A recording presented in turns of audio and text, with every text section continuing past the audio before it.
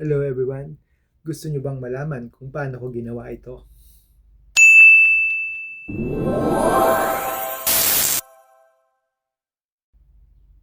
Ito ang tinatawag na 3D glowing logo. So, ito yung gagawin natin para makagawa ng 3D glowing logo. Una, dapat meron na po kayong existing na logo.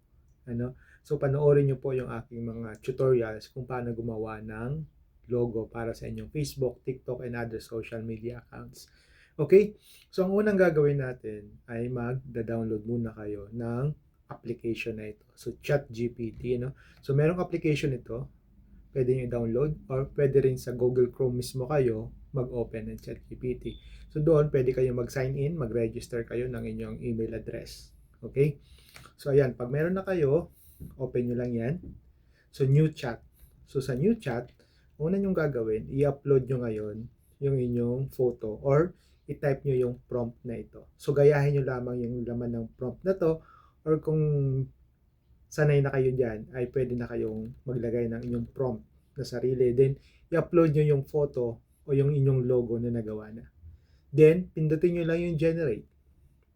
So, once na may ma-generate na kayo na ganyan, 3D glowing logo na siya, gagawin naman natin is paano siya i-animate o animation. Paano siya natin papagalawin.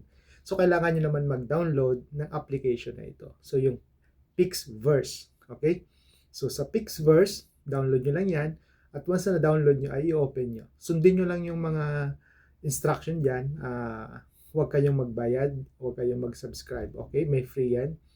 So, once na nandyan na kayo sa loob ng Pixverse, ay click nyo lang yung plus sign na gagawa kayo ngayon ng bagong animated. Okay? So, yan. I-add nyo lang yung inyong picture ng inyong logo na 3D glowing logo. Then, sundin nyo lamang po yung prompt na ito. Pwede nyo i-modify yung prompt, depende sa gusto nyo. So, ito, ganito lang po yung sample ng prompt na nilagay natin. Then, click nyo lang po yung generate. Napakabilis po niyan mag-generate ng video. Then, wag no-notify po yan. So, once na nag-notify, i-click nyo lang po. Then, i-save nyo. So, tandaan natin, dahil free ito, may watermark siya. So, ngayon, ang gagawin nyo ay i-edit nyo niya sa CapCut.